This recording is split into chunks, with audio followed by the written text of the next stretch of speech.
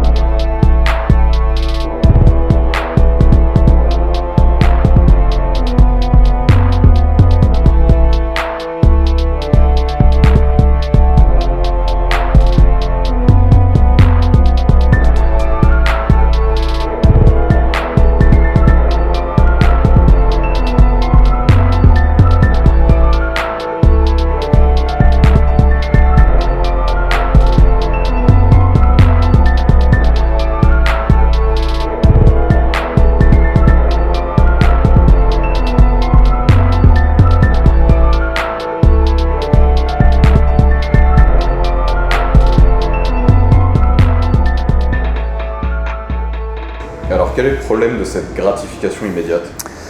En fait, ce besoin de gratification, il est hormonal. À chaque fois que nous y répondons, ça sécrète en nous une hormone du plaisir, la dopamine. Mais comme le fait d'y céder régulièrement, ça nous désensibilise, on doit à chaque fois augmenter la dose pour retrouver notre sensation de plaisir du début. Donc ça, c'est le premier problème. Le second problème, c'est que, comme vous avez pu le constater, ce sont des activités certes plaisantes sur le moment, mais voilà, qui nous permettent de se distraire, mais qui ne nous apportent rien au final. Encore une fois, je ne dis pas que ces choses-là sont mauvaises lorsqu'elles sont pratiquées de manière contrôlée et qu'elles n'entravent pas notre volonté de faire des choses plus importantes. Mais tout le problème est là.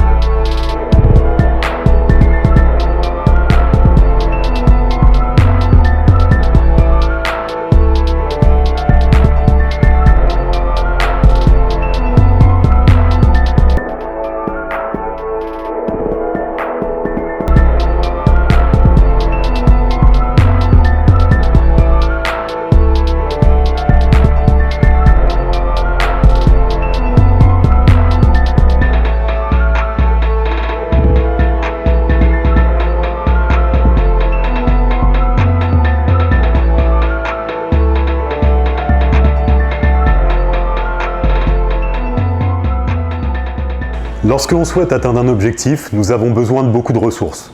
De la motivation pour démarrer, de l'engagement, de la persévérance pour continuer, de la discipline, de l'organisation, du temps. Le problème justement est que cette gratification immédiate nous éloigne de tout ça. Elle fait passer au premier plan notre plaisir immédiat au lieu de ce qui pourrait nous procurer un bien-être durable. Par exemple, nous avons besoin d'organisation et de temps, mais si nous sommes constamment sur notre téléphone, nous perdons un temps considérable qui aurait pu nous servir à atteindre nos objectifs tout simplement. Dans un autre domaine, on souhaite perdre du poids par exemple, mais nous sommes constamment attirés par la malbouffe qui nous donne du plaisir immédiat. Tous nos efforts seront vains.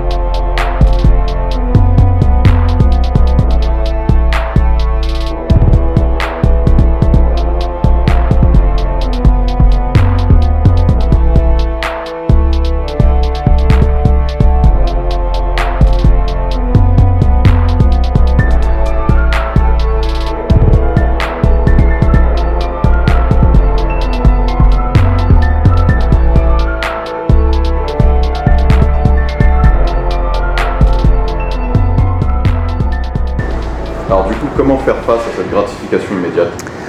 En la remplaçant par la gratification différée. Je m'explique. En gros, il faut privilégier les actions qui nous apportent du bien-être plus tard, celles qui sont constructives et qui nous font avancer. Ce sont les actions qui nous paraissent les moins plaisantes sur le moment, mais qui nous apportent du bien-être sur le long terme. Déjà, on va différencier le plaisir du bien-être. Il y en a un qui est court terme, tandis que l'autre est long terme. Et je crois que nous sommes tous d'accord, on aspire tous à avoir plus de bien-être dans notre existence. Justement, c'est la gratification différée qui nous apporte cela. Il suffit d'observer notre quotidien, comment nous nous sentons après avoir passé 1 heure sur les réseaux par exemple, et comment on se sent par contre après 1 heure de sport. C'est complètement différent. Maintenant, vous savez ce qu'il vous reste à faire, le temps de la prise de décision est venu.